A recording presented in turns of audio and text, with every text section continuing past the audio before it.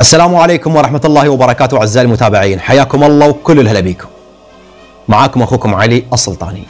كما تشاهدون هذا المقطع الفيديو لهذا المشجع العراقي وهو يرتجف بسبب البرد القارص والأمطار الغزيرة، وكل هذا وهو يساند ويؤازر المنتخب العراقي في مباراة المنتخب العراقي والمنتخب السعودي. الظاهر هذا الشاب من الطبقة الفقيرة، أنا متأكد هذا الشاب جامع فلوس التذكرة من العمالة اللي لابس بس فانيلة. نعم، الفقراء هم من يساندون المنتخب العراقي، الفقراء هم من يحبون الوطن، الفقراء هم من يضحي من أجل الوطن.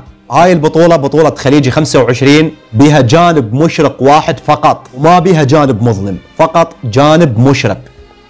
والدليل مثل ما شفتوا التنظيم الرائع والصورة الجميلة التي ظهرت بها، لكن يوجد بها شيء محزن وشيء مفرح. مثلا الشيء المحزن هذا المشهد، هذا الشاب رغم فقره، رغم المأساة اللي يعيشها، رغم الظلم اللي يواجهها من قبل الحكومة، وهو يشجع بلده. هذا المشهد مثل ما هو مشهد محزن يخليك تشعر بالفرح بنفس الوقت من تشوف هيك شباب. هو هذا الشيء مو غريب طبعا على العراقيين، بالأمس الشباب هم اللي ضحوا بأنفسهم، قدموا أنفسهم قربان للوطن، فمو غريبة على العراقيين. لكن للأسف الشديد أنه ما عندنا حكومة بها حظ. فنوجه رسالة للاتحاد العراقي لكرة القدم وخصوصا إلى السيد عدنان درجال، خلي عينك على الشباب العراقيين.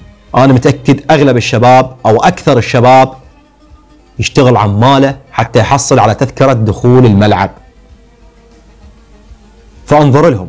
أنت إنسان ناجح، قدمت كل ما بوسعك وما قصرت اتجاه هاي البطولة، فلا تقصر ويا الشباب. ما أريد منك غير فقط أنه تخلي دخولهم بالمجان. ثق بالله أغلبهم يشتغل عماله حتى يشتري تذكرة من أجل يشوف اللعبة.